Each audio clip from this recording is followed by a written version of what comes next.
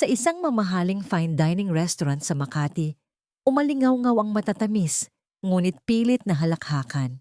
Nagtipon-tipon ang buong angkan sa isang pribadong silid upang ipagdiwang ang kaarawan ni Cora, ang matriarka ng pamilya. Nakaupo si Isabel sa pinakasulok, halos hindi humihinga sa kaba. Aba Isabel, nandito ka na naman pala. Isang boses na kasing talim ng kutsilyo ang bumasag sa katahimikan. Si Maricar, ang hipag ni Isabel. Hindi kumibo si Isabel at yumuko na lamang. Teka nga pala, wala pa rin ba kayong anak? Pasaring ng isa pang kamag-anak. Namutla ang mukha ni Isabel. 3 taon na kayong kasal. Nakakahiya naman. Malamig na sabi ni Cora na tumusok sa puso ni Isabel. Lahat ng mata sa silid ay sabay-sabay na napako sa kanya. Ano pa bang aasahan natin? Iba talaga siguro ang dugo ng mga galing sa hirap. Dagdag pa ni Cora na sinundan ng mahinang tawanan ng mga kamag-anak. Nanginginig ang mga kamay ni Isabel sa ibabaw ng kanyang kandungan at naramdaman niya ang nagbabadyang pagpatak ng kanyang mga luha. Pasensya na po, nanginginig niyang bulong na lalong nagpabigat sa hangin sa loob ng silid, ngunit wala ni isang kumampi sa kanya. Sa sandaling iyon, isang kakaibang determinasyon ang sumilay sa mga mata ni Isabel. Sobra na. Tama na. Tapusin na natin to? Mahina niyang bulong na walang sino mang nakarinig. Ang hindi nila alam, sa araw na iyon, nasaksihan nila ang simula ng paglabas ng tunay na pagkatao ng babaeng kanilang hinahamak. Bago magsimula ang kwento, huwag kalimutang mag-subscribe at i-like ang aming channel. Ngayon, halina't tunghayan ang kasunod na mga kaganapan. Ang dapit hapon ay dahan-dahang bumabalot sa tahanan ng mga reyes. Ang sinag ng papalubog na araw na tumatagos sa mga bintanang kapis ay gumuguhit ng ginintuang liwanag sa sahig na gawa sa Nara. Nasa kusina si Isabel, tinatapos ang paghahanda ng hapunan. Ang halimuyak ng adobong kumukulo at ang amoy ng bagong saing na kanin ay pumuno sa buong kabahayan. Ito ang buwan ng hapunan nila, kasama ang kanyang biyenan. 3 taon na silang kasal ni Paolo, ngunit ang mga sandaling tulad nito ay nananatiling isang pagsubok para kay Isabel. Pinagpapawisan ang kanyang mga palad. Huminga siya ng malalim upang pakalmahin ang sarili. Isabel, handa na ba yan? Narinig niya ang boses ni Cora mula sa sala. Mas malamig kaysa dati ang tono nito. Nagmamadaling isinali ni Isabel ang tsaa sa mga tasa at inilagay sa isang bandehado. Naamoy niya ang mabangong aroma nito. Pagdating niya sa sala, naabutan niyang nakaupo na ang asawang si Paolo. Nakataas ang manggas ng kanyang office polo, bakas sa mukha nito ang pagod. Ilang beses tumunog ang kanyang cellphone, ngunit mabilis niya itong pinapatay matapos tingnan ng screen. Sa tabi niya ay si Maricar. Abala sa kanyang smartphone, ang kanyang mamahaling bestida ay agaw pansin sa dim na ilaw ng silid. Magandang gabi po. Bati ni Isabel habang inilalapag ang mga tasa. Nang ilagay niya ang tsaa sa harap ni Cora, naramdaman niya ang matalim nitong tingin, gaya ng dati, nanigas ang kanyang likod. Ang adobo mo ngayon, medyo matabang, sabi ni Cora matapos ang isang subo. Agad nitong ibinaba ang kubyertos. Para siyang sinaksak sa dibdib. Ilang beses niya itong tinikman kanina. At para sa kanya, perpekto na ang lasa. Pasensya na po. Sa susunod po, aayusin ko. Malumanay na sagot ni Isabel habang yumuyuko. Sa loob-loob niya, gusto na niyang sumigaw. Ngunit pilit niyang pinanatiling kalmado ang kanyang mukha. Walang emosyon siyang tinitigan ni Cora na para bang may ibang kahulugan ang mga titig nito, isang halo ng pandidiri at awa. Oo nga pala Isabel. Biglang nagsalita si Maricar. Ang boses niya ay malambing sa pandinig, ngunit may bahid ng pang-uuyam. May mga kaibigan ka pa ba? Mula nang ikasal ka, parang wala na kaming nakikitang dumadalaw sa'yo. Natigilan si Isabel.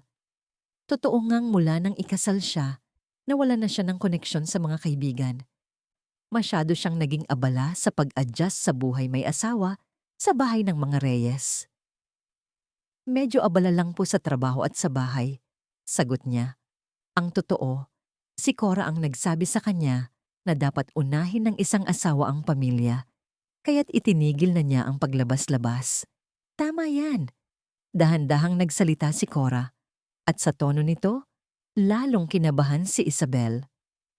Galing ka na nga lang sa hirap, dapat magpasalamat ka at nakapag-asawa ka ng isang Reyes. Ang mga salita ay parang mga tinik na tumusok sa kanyang puso, malamig at matalim. Naramdaman niyang nanuyo ang kanyang lalamunan. Si Paulo, nakayuko lang at walang imik. Si Maricar naman ay may mapanuyang ngiti sa kanyang mga labi. Nanginginig na kinuha ni Isabel ang pitsel ng tubig. Nang sasalinin niya ang baso ni Cora, hindi niya mapigilan ang panginginig ng kanyang kamay. Umagos ang tubig palabas ng baso at bumasa sa mantel. Ano ba yan? Sigaw ni Cora. Natatarantang kukuha sana ng basahan si Isabel, ngunit hindi niya maigalaw ng maayos ang katawan. Kahit yan lang hindi mo magawa. Ang boses ni Cora ay nagyelo sa buong silid. Narinig din niya ang mahinang halakhak ni Maricar. Si Paulo ay nanatiling tahimik. Naramdaman ni Isabel ang pangingilid ng kanyang mga luha. Ngunit kinagat niya ang kanyang labi para pigilan ito. Sa kaibuturan ng kanyang puso, may narinig siyang dahan-dahang nababasag. Sa labas, hinahampas ng hangin ang mga puno. Ang mga tuyong dahon ay lumilikha ng kaluskos. Patuloy sa pagpunas si Isabel, nakayuko nang may marinig siyang mahinang tunog mula sa kusina. Ang adobong pinaghirapan niya ay patuloy na kumukulo, lumalamig ng walang sinumang pumupuri. Isang sugat na hindi nakikita ang dahan-dahang bumibiyak sa kanyang puso, palalim ng palalim. Nang matapos ang hapunan, mag-isang naiwan si Isabel sa kusina. Ang tunog lang ng agos ng tubig mula sa gripo habang naghuhugas siya ng pinggan ang bumabasag sa katahimikan. Sa bawat dampi ng malamig na tubig sa kanyang mga kamay, bumabalik ang mga salita ni Cora. Galing ka na nga lang sa hirap. Natigilan si Isabel. Ano kaya ang magiging reaksyon ni Cora kung malalaman niya ang katotohanan? Isang mapait na ngiti ang sumilay sa kanyang mga labi. Mula sa likod ng isang aparador, kinuha niya ang isang maliit na kwaderno. Ito ay isang itim na leather-bound journal. Binuklat niya ito sa isang pahina na may petsang 5 taon na ang nakalipas. Malinaw pa sa kanyang alaala ang araw na yon. Ang silid-aklatan sa mansyon ng mga Del Rosario ay napapaligiran ng matatayog na estante ng mga libro. Ang amoy ng katad at lumang papel ay nangingibabaw sa hangin. Ang sikat ng araw sa hapon ay sumisilip mula sa bintana, nagpapasayaw sa alikabok sa hangin. Ang kanyang lolo, si Don Ricardo, ay nakaupo sa isang malaking silyang balat, tahimik siyang pinagmamasdan. Sa mga mata nito ay may taglay na malalim na karunungan at paghanga. Isabel, nagsalita ang kanyang lolo. Gaya ng dati, mahinahon ang boses nito, ngunit may kakaibang bigat sa araw na yon. Isang senyales na may mahalaga siyang sasabihin. Po, lolo, sagot ni Isabel habang iniayos ang kanyang pagkakaupo. Kalalabas pa lamang niya ng kolehiyo at wala pang gaanong alam sa mundo. Sa loob ng 5 taon, kailangan mong itago ang iyong pagkatao at mamuhay ng simple. Biglang sabi ng kanyang lolo. Nanlaki ang mga mata ni Isabel. Seryoso ang mukha ng matanda. Hindi ito nagbibiro. Kailangan mo itong gawin upang malaman mo ang tunay na halaga ng isang tao. Simula ngayon, sa loob ng 5 taon, kasama na ang pag-aasawa, maranasan mo ang lahat bilang isang ordinaryong babae. Bumilis ang tibok ng puso ni Isabel. Ang buhay niya bilang tagapagmana ng Del Rosario Group ay magbabago sa isang iglap. Pero lolo, huwag kang mag-alala. Itinaas ng lolo niya ang kamay para patigilin siya. Pagkatapos ng 5 taon, kung sa tingin ko ay tunay ka nang nagbago at natuto, maibabalik sa iyo ang karapatang gamitin ang pangalang Del Rosario. Hanggang sa araw na yon, mamuhay ka bilang isang ordinaryong tao. Bumalik sa kasalukuyan, isinara ni Isabel ang journal. Malapit nang matapos ang 5 taon, 2 buwan na lang at matatapos na ang mahabang pagsubok na ito. Kaunti na lang, malapit na tong matapos, bulong niya sa sarili. Biglang tumunog ang doorbell, 9:09 na ng gabi. Sino naman kaya ang bibisita ng ganitong oras? Narinig niya ang boses ni Paulo. May bisita yata sila.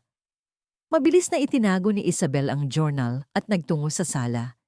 Isang di pamilyar na lalaki ang nakatayo sa pinto. Nasa mid-40s, nakasuot ng itim na suit. Pamilya Reyes po ba? Magalang ang boses ng lalaki, ngunit may tono ng pag-uusisa. Kinabahan si Isabel. Ako po si Mr. Cruz, isang private investigator. May nag-utos po sa akin na magsagawa ng investigasyon tungkol sa inyong pamilya. Sa salitang investigasyon, tila nanlamig ang buong katawan ni Isabel. Naguguluhan din ang mukha ni Paulo. Si Cora naman ay sumisilip mula sa kabilang silid. Anong investigasyon? Maingat na tanong ni Paulo. Ngumiti ng bahagya si Mr. Cruz at naglabas ng isang sobre. May isa po sa mga kamag-anak ninyo ang nag-request ng background check. Lalong kumabog ang dibdib ni Isabel. Hindi kaya nabuking na ang pagkatao niya? Imposible. Perpekto ang pagtatago niya. Ang dati niyo pong apelyido ay Santos, hindi po ba ma'am? Napatingin si Mr. Cruz kay Isabel. Ang mga mata nito ay tila may hinahanap. Sinikap ni Isabel na huwag magbago ng ekspresyon. Oo po? Bakit po? Bahagyang tumaas ang boses ni Isabel. Napansin yata ito ni Mr. Cruz at tumango na parang interesado. Kasi po, nang sinuri namin, may kakaiba kaming napansin. Naglabas siya ng mga dokumento mula sa sobre. Malamig na pawis ang namuo sa palad ni Isabel. Ang mga record ng isang Isabel Santos ay bigla na lang lumitaw 5 taon na ang nakalipas. Bago noon, halos wala kaming makitang impormasyon tungkol sa inyo. Isang alarma ang tumunog sa isip ni Isabel. Hindi niya ito inaasahan. Akala niya, perpekto ang ginawang peking pagkatao para sa kanya. Tiningnan siya ni Paulo, puno ng pagtataka at pagdududa. Mula sa anino, matalim ang titig ni Cora. Baka po nagkakamali lang kayo. Pilit na pinakalma ni Isabel ang kanyang boses, kahit na sa loob niya ay nagkakagulo na ang kanyang isip. Ang lihim na iningatan niya sa loob ng 5 taon, guguho na ba? Itinago ni Mr. Cruz ang mga dokumento habang makahulugang ngumingiti. Maari nga po, pero ang kliyente namin ay gustong-gusto talagang malaman. Sakto namang tumunog ang cellphone ni Isabel. Nang makita niya ang numero sa screen, napigil niya ang kanyang paghinga. Galing ito sa opisina ng Del Rosario Group. Habang patuloy na tumutunog ang telepono, nakatutok sa kanya ang mapanuring mata ni Mr. Cruz at ang nagtatakang tingin ni Paulo. Mula sa pasilyo, narinig niya ang malamig na tawa ni Cora. Nanginginig na pinatay ni Isabel ang tawag. Ngunit sa sandaling iyon, hindi niya pinalagpas ang matalim na kislap sa mga mata ni Mr. Cruz. Hindi ito isang simpleng background check. May isang taong sadyang gustong ibunyag ang kanyang tunay na pagkatao. Ang 5 taong pagtitiis ay nagsisimula ng gumuho. Namutla si Isabel at ang kanyang mga labi ay nanginginig. Bakit ngayon pa nangyari ito? Kung kailan 2 buwan na lang ang natitira. Ang dilim ng gabi ay dahan-dahang bumalot sa tahanan ng mga Reyes. Ngunit sa puso ni Isabel, mas malalim na kadiliman ang nagsisimulang mamuo. Kinabukasan, pagkatapos ng pagbisita ni Mr. Cruz, may panibagong bisita ang dumating sa bahay ng mga Reyes. Isang hindi pamilyar na sasakyan ang nakaparada sa labas. Mula sa bintana ng kusina, pinanood ito ni Isabel na may kaba sa dibdib. Tumunog ang doorbell at narinig niya ang mga yapak ni Cora patungo sa pinto. Maya-maya, narinig niya ang boses ng isang lalaki. Iba sa kahapon, mas may awtoridad. Isabel, pumunta ka rito sa sala, utos ni Cora. Kakaiba ang tensyon sa boses nito. Pinunasan ni Isabel ang kanyang mga kamay at nagmamadaling nagtungo sa sala habang kumakabog ang kanyang puso. Sa tapat ng sofa ay nakaupo ang isang lalaking nasa edad 50. Nakasuot ng navy blue suit, halatang isang abogado. Mula sa kanyang briefcase, may nakalitaw na mga papeles na mukhang legal. Siya si Attorney Garcia. Pagpapakilala ni Cora, yumuko ng malalim si Isabel, ngunit lalong lumakas ang masamang kutob niya. May kinalaman kaya ang abogadong ito sa nangyari kahapon? Kakarating lang din ni Paulo mula sa trabaho, nakasuot pa ng kanyang business suit. Seryoso ang kanyang mukha at ang tingin niya ay nakatutok sa sahig. Magandang gabi, bati ni Isabel sa asawa bago umupo. Ang bigat ng hangin sa silid ay halos hindi niya makayanan. Tanging ang tunog ng orasan ang bumabasag sa katahimikan. Naglabas si Attorney Garcia ng mga dokumento, isang makapal na sobre na naglalaman ng tila isang kontrata. Malamig na pawis ang namuo sa palad ni Isabel. Mayroon po kaming pag-uusapan tungkol sa sitwasyon ng pamilya Reyes. Formal at malamig na sabi ng abogado. Inayos ni Isabel ang kanyang pagkakaupo, handa sa anumang sasabihin. Dahan-dahang nagsalita si Cora. Ang mukha niya ay may ekspresyong hindi pa niya nakikita dati.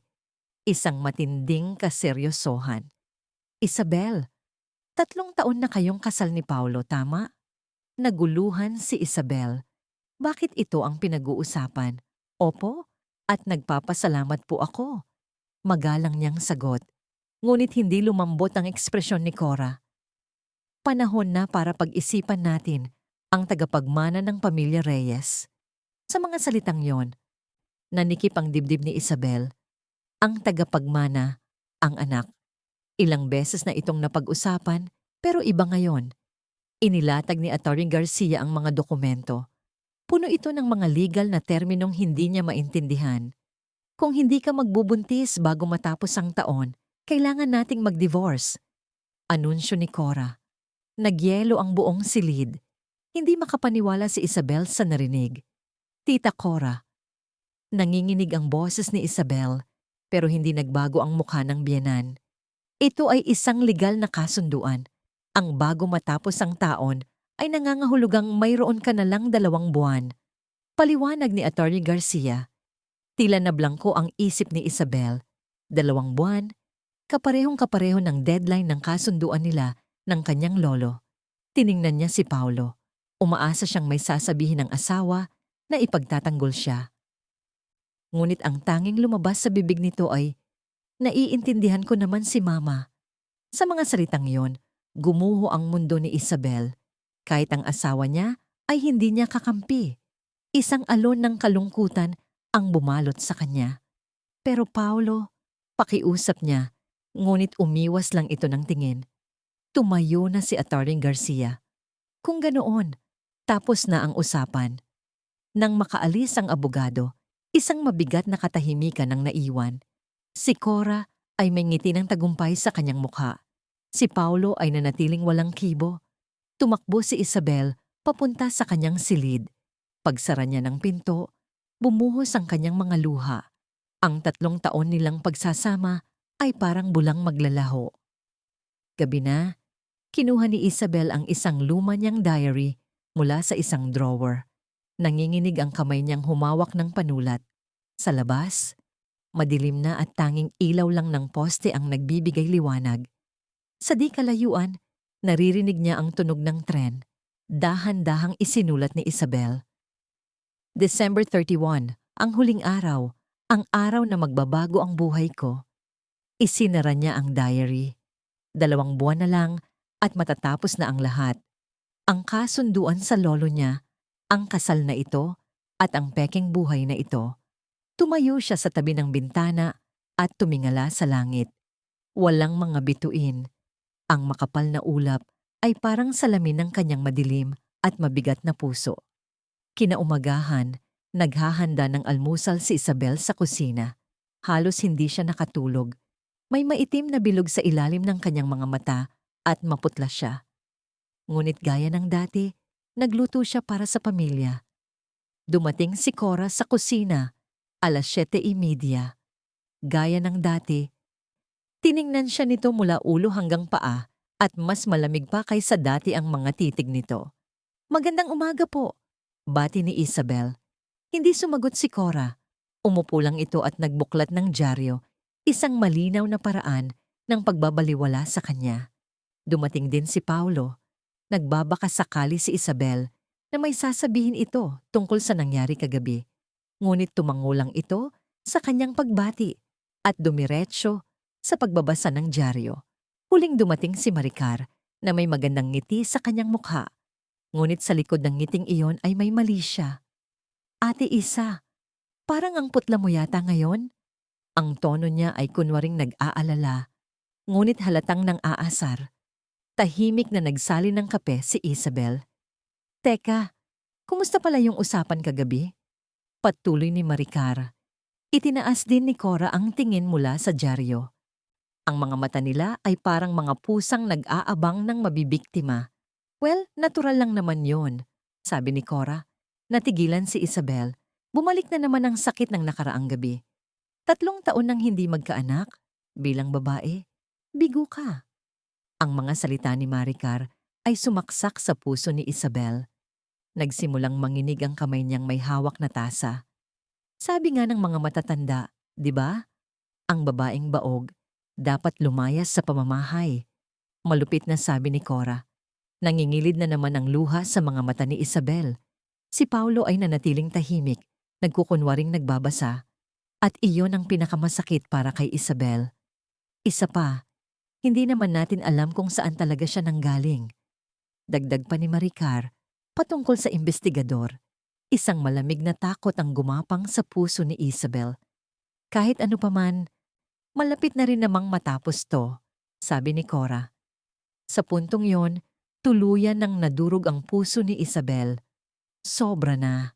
Ang lahat ng sakit at kahihiyan na tiniis niya ay sasabog na. Inilapag ni Isabel ang bandehado.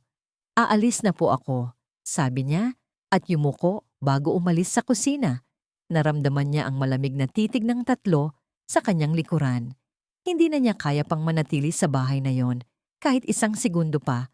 Sa kanyang silid, kinuha niya ang isang maliit na maleta at sinimulang ilagay ang ilang mahahalagang gamit. Tumutulo ang kanyang mga luha sa mga damit. Hinubad niya ang kanyang wedding ring at iniwan ito sa ibabaw ng tokador. Bumaba siya dala ang maleta. Narinig niya ang tunog ng kanyang sapatos sa tahimik na bahay. Nasa sala pa rin ang pamilya, ngunit walang sino mang pumigil sa kanya. Paulo, tawag niya. Ito na marahil ang huling beses na tatawagin niya ang pangalan ng asawa. Lumabas si Paulo na may halong pagkalito at pagsuko sa mukha. Ngunit hindi niya sinubukang pigilan si Isabel. Salamat sa lahat. Magkita tayo sa December 31, sabi ni Isabel. Hindi sumagot si Paulo. Doon, nawala na ang huling katiting na pag-asa ni Isabel. Lumabas siya sa malamig na hangin ng umaga. Dala ang maleta, naglakad siya palayo, patungo sa kondo ng kanyang matalik na kaibigan na si Andrea. Si Andrea lang ang tanging nakakaalam ng kanyang tunay na pagkatao. Sinalubong siya ni Andrea ng isang mahigpit na yakap. Nang hapong iyon, tinawagan ni Isabel ang kanyang lolo. Lolo, nanginginig niyang sabi, habang bumubuhos ang lahat ng sakit na kanyang kinimkim. Magaling apo, kaunti na lang at matatapos na ang lahat, sagot ng matanda. Sa mga salitang yon, muling tumulo ang luha ni Isabel. Hindi na dahil sa sakit, kundi dahil sa pag-asa. Pagkababa ng telepono, tumingin siya sa labas. Ang papalubog na araw ay nagbabadya ng isang bagong gabi. At sa mga mata ni Isabel, isang bagong determinasyon ang nagniningning. 2 buwan na lang. Ang katapusan ng mahabang pagsubok ay malapit na. Sa pinakamataas na palapag ng Del Rosario Group Tower sa BGC, may isang espesyal na lugar na hindi basta-basta napapasok. Kailangan ng espesyal na keycard para huminto doon ang elevator. Matagal na panahon bago muling nakatapak si Isabel sa sagradong lugar na yon. Welcome back, Ma'am Isabel. Bati ng sekretarya ng kanyang lolo, si Mr. Tamayo. Isa siya sa iilang nakakaalam ng kanyang sikreto. Pagbukas ng pinto ng opisina ng chairman, Sinalubong siya ng pamilyar na amoy ng katad at lumang libro. Nakaupo si Don Ricardo sa likod ng malaking mesa. Mainit siyang tinanggap. "Mabutit nakabalik ka na," sabi ng kanyang lolo. Sa ibabaw ng mesa ay nakatambak ang makakapal na folder. Mga kumpidensyal na dokumento tungkol sa lahat ng negosyo ng Del Rosario Group, isang korporasyong nagkakahalaga ng daan-daang bilyong piso. "Bukas, sisimulan na natin ang formal na pagsasanay mo bilang tagapagmana," sabi ni Don Ricardo. Nanindig ang balahibo ni Isabel. Ang 5 taong paghihirap ay magbubunga na. Sa labas ng bintana, kumikinang ang mga ilaw ng buong Metro Manila. Sa December 31, magkakaroon tayo ng press conference dito sa head office, paliwanag ng kanyang lolo. Sa wakas, dumating na ang araw. Ang araw na ibubunyag niya ang kanyang pagkatao sa buong mundo.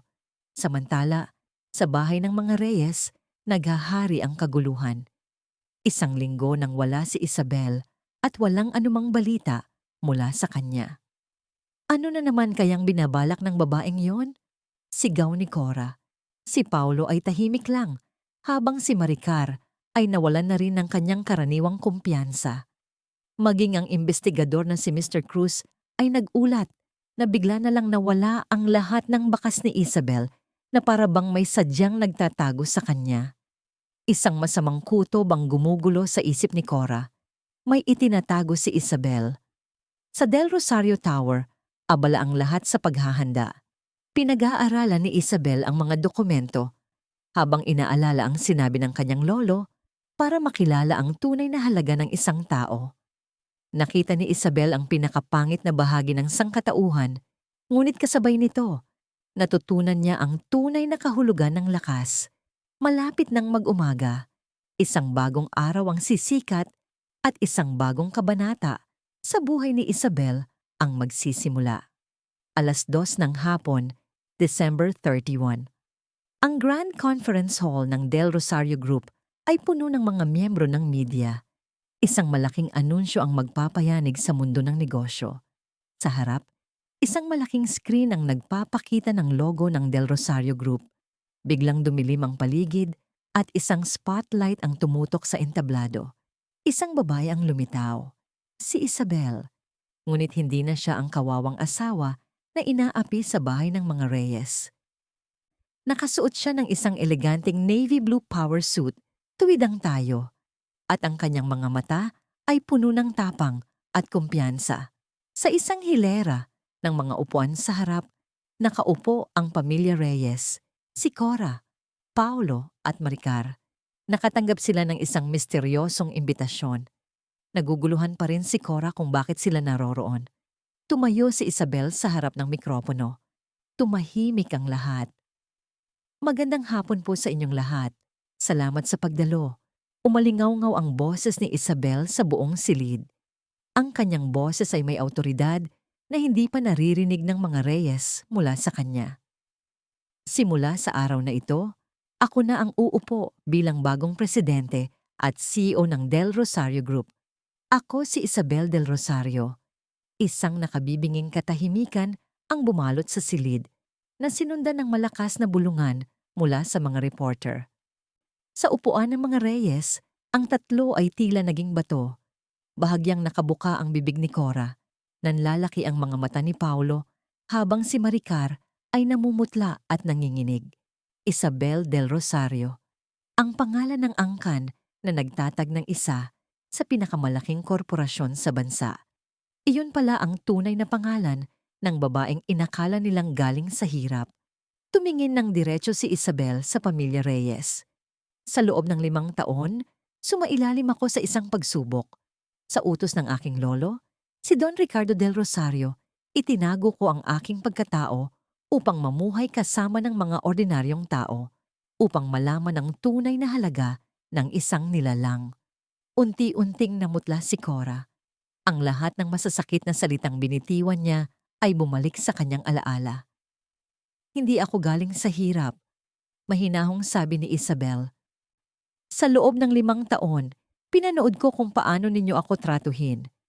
Tumayo si Cora. Pula sa galit ang kanyang mukha. Niloko mo kami, sigaw niya. Ngunit ang panginginig ng kanyang boses ay hindi dahil sa galit, kundi sa takot. Ngayon niya lang napagtanto ang bigat ng kanyang mga nagawa. Hindi, kalmadong sagot ni Isabel. Kayo ang hindi tumingin sa tunay kong pagkatao. Napatulala si Cora at napaupo. Ang walang tigil na flash ng mga kamera ay tila isang bagyo. Ang pagsilang ng isang bagong leader sa mundo ng negosyo ay kasabay ng pagguho ng isang pamilya. Huling tiningnan ni Isabel ang pamilya Reyes. Wala na siyang nararamdamang galit o sakit. Simula ngayon, magsisimula ako ng isang bagong buhay. Maraming salamat po. Sa huling salita ni Isabel, natapos ang press conference. Napuno ng palakpakan ng silid, maliban sa upuan ng mga Reyes, na nababalot sa isang nakamamatay na katahimikan. 3 buwan matapos ang press conference sa isang korte sa Metro Manila, umalingaw-ngaw ang tensyon. Puno ng media ang silid, nag-aabang sa kalalabasan ng kaso. Sa panig ng nagsasakdal, naroon sina Paulo at Cora Reyes, kapwa mukhang pagod at talunan. Sa panig ng nasasakdal, kalmadong nakaupo si Isabel, suot ang isang eleganteng suit, kasama ang kanyang mga magagaling na abogado mula sa Del Rosario Group. Ang demanda ng mga Reyes ay simple. Humihingi sila ng danyos dahil sa mapanlinlang na kasal. Iginiit nila na sila ang biktima dahil nagpanggap si Isabel na mahirap. Ang nasasakdal ay nilinlang ang aking kliyente sa loob ng 5 taon. Ito ay isang malinaw na panluloko. Sigaw ng abogado ni Paulo. Tumango-tango si Cora, naniniwalang sila pa rin ang mananalo. Ngunit nang magsimula, nang maglabas ng ebidensya ang panig ni Isabel, nagbago ang ihip ng hangin. Ang unang isinumite ng kanyang abogado ay isang maliit na voice recorder. Ipapatugtog po namin ang mga karaniwang pag-uusap sa loob ng tahanan ng mga Reyes. Anunsyo ng abogado. Umalingaw-ngaw sa buong korte ang malupit na boses ni Cora. Galing ka na nga lang sa hirap. Ang babaeng baog dapat lumayas sa pamamahay. Namutla si Cora at nagsimulang manginig. Yumuko si Paulo. Ang recorder ay nagpatuloy. Naglalaman ng 3 taong puno ng pang-iinsulto. Lahat ay inipon ni Isabel bilang ebidensya. Sunod na inilabas ang mga litrato at dokumento na nagpapatunay sa paulit-ulit na pambababae ni Paulo. Ang mga hotel booking at text messages ay binasa sa korte. Hindi maiangat ni Paulo ang kanyang ulo. At ang huling pasabog, mga ebidensya ng tax evasion sa maliit na law firm na pag-aari ni Cora. Naghahanda na rin po ang aking kliyente na isumite ito sa BIR. Sabi ng abogado, si Cora ay tila nawalan ng lakas at napasandal sa kanyang upuan. Dumating na ang oras para basahin ang hatol. Ang lahat ng reklamo ng nagsasakdal ay ibinabasura. Sabi ng hukom. Napahikbi si Cora. Ang nasasakdal na si Isabel del Rosario ay binabawaran ng danyos na nagkakahalaga ng 50 milyong piso para sa emotional at psychological damages. Isang malakas na bulungan ang pumuno sa korte. Ang halagang iyon ay katapusan na para sa mga Reyes. Kasabay ng pagtatapos ng hatol, bumukas ang pinto ng korte at pumasok ang mga ahente ng BIR at mga pulis. Cora Reyes, inaaresto ka namin sa kasong tax evasion. Ipinosas si Cora at kinaladkad palabas. Wala na ang dating kayabangan. Si Paulo naman ay naharap sa disbarment case dahil sa kanyang mga iskandalo na tuluyang wawasak sa kanyang karera. Tahimik na tumayo si Isabel at lumabas ng korte. Sinalubong siya ng mga reporter, ngunit ngumiti lang siya. Paglabas niya ng gusali, sinalubong siya ng mainit na sikat ng araw. Huminga siya ng malalim. Ito ang tunay na hustisya. Habang pasakay siya sa kanyang kotse, nakita niya si Paulo na mag-isang lumalabas ng korte. Ang mukha ay puno ng pagsisisi at pagkatalo. Nawala sa kanya ang lahat. Ang sasakyan ni Isabel ay tahimik na umalis, patungo sa isang bagong simula. 1 taon ang lumipas. Sa opisina ng presidente sa Del Rosario Tower, abalang-abala si Isabel. Ang kanyang mukha ay kalmado at puno ng kumpiyansa. malayong-malayo sa babaeng puno ng pighati noon. Pinamumunuan niya ang isang board meeting, nagbibigay ng matatalinong desisyon, at para sa huli nating agenda, sabi ng kanyang sekretarya, habang ipinamamahagi ang isang espesyal na dokumento, proposal para sa pagtatatag ng Del Rosario Foundation. Ito ang proyektong pinaghirapan ni Isabel sa loob ng 1 taon. Magtatatag tayo ng isang scholarship fund para sa mga anak ng mga pamilyang may mababang kita. Anunsyo niya, ang pondo, 1 bilyong piso. Gusto kong wala ng batang mapipilitang tumigil sa pag-aaral dahil sa kahirapan. Ang sarili niyang karanasan ang nagtulak sa kanya na gawin ito. Nang hapong iyon, dinalaw niya ang puntod ng kanyang lolo. Nag-alay siya ng mga puting bulaklak at nagpasalamat. Pumanaw si Don Ricardo ilang sandali matapos ang press conference, matapos masaksihan ang tagumpay ng kanyang apo. Lolo, naiintindihan ko na po ang lahat, bulong niya. Dahil sa paghihirap na dinanas niya, natutunan niyang unawain ang sakit ng iba. Sa paglubog ng araw, isang magandang bahaghari ang lumitaw sa kalangitan na tila isang ngiti mula sa kanyang lolo. Pauwi, pinagmasdan niya ang mga tao sa syudad, mga empleyado, mga ina, mga construction worker. Lahat sila ay may kanya-kanyang laban sa buhay. Ngayon, naiintindihan na niya na ang bawat isa ay may halaga. Sa kanyang opisina, tiningnan niya ang isang litrato nila ng kanyang lolo. Sa tabi nito ay isang card mula kay Andrea. Masaya akong nagbalik ka na sa tunay mong pagkatao. Hindi na niya kinamumuhian si Paulo. Maging ang masasakit na salita ni Cora ay nagsilbing aral. Ang lahat ng kanyang pinagdaanan ang humubog sa kung sino siya ngayon. Habang papalabas ng gusali, nadama niya ang dampi ng hangin. Tumingala siya sa langit na puno ng bituin. Ang halaga ng isang tao ay wala sa yaman o pinanggalingan. Ito ay nasa lakas ng kanyang kalooban. Iyon ang pinakamahalagang aral na itinuro sa kanya. Tahimik siyang naglakad. Alam na isang magandang bukas ang naghihintay.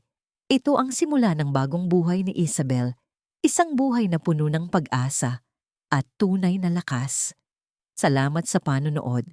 Kung nagustuhan ninyo ang kwentong ito, huwag kalimutang mag-subscribe at i-like ang aming channel. Maraming salamat po.